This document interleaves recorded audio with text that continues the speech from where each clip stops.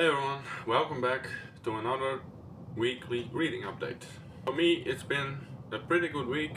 I actually read a lot more than last week, so I actually got something to talk about this time, even though it didn't go as I had planned it. Still, it wasn't as much as I normally read. It's still been pretty busy, but it seems it's finally becoming fall. Weather-wise, so I'll probably have more time to read the coming months. So first up, I wrapped up Silverthorn, the second book in the Rift War saga, and I actually ended up liking it more than I thought I would. The first half felt smaller in scope. It's a pretty straightforward fantasy quest with Aruta trying to save Anita, his fiancée. And for a while I thought it was going to be one of those solid but not great follow-ups. But then the second half really surprised me. The world opens up again, the pacing picks up, and suddenly it starts to feel like Magician again. That big sweeping adventure with more danger, travel and magic. And it reminded me of what made the first book so enjoyable in the first place. And by the end I was completely back into it.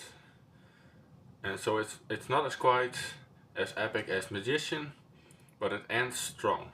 And I now actually am looking forward to the third book, A Darkness at Sethanon. And it feels like Feist is building towards something big. And I'm curious to see how he wraps it all up. So I'm still waiting for Ender's Game to come in from my library. Hopefully it'll arrive soon, because I've been wanting to read it for a while. It's one of those books that's always in the background when people talk about sci-fi classics, and I somehow haven't read it yet.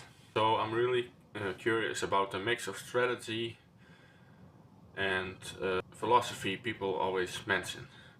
And it sounds like it could be a good balance of tension and character study. And once I get my hands on it, that'll definitely be my next main read. So since I had a little gap while waiting, I figured I'd try something totally different. H.P. Lovecraft. Mainly because it's October, and I don't read much horror usually, so this is pretty new for me, but I've always been curious about his influence. His writing is definitely dated. It's really heavy on description, but there's something fascinating about it. He never really shows you the horror. Instead he just hints at it, and that somehow makes it worse. It's all about that feeling that something ancient and unknowable is lurking just out of sight. And right now I'm still planning to read 3 more of his big ones. The Call of Cthulhu, At the Mountains of Madness, and The Color Out of Space. And so I saved the best for last, I hope. From what I've heard, those 3 kind of sum up what Lovecraft is all about. Cosmic dread, strange creatures, and that creeping sense that humanity is way smaller than it thinks it is. Yeah, I don't know yet if I'll love his writing, but it's definitely interesting so far. So yeah, that's where I'm at this week. I finished Silverthorn and I liked it a lot more by the end. I'm still waiting on Ender's Game, and I've started my little dive into Lovecraft's weird world of cosmic horror. And next week I'll hopefully have some first impressions of Ender's Game and maybe a few thoughts on those Lovecraft stories once I've read them. And as always, let me know what you've been reading lately, and if you've read Lovecraft, tell me which story stuck with you the most.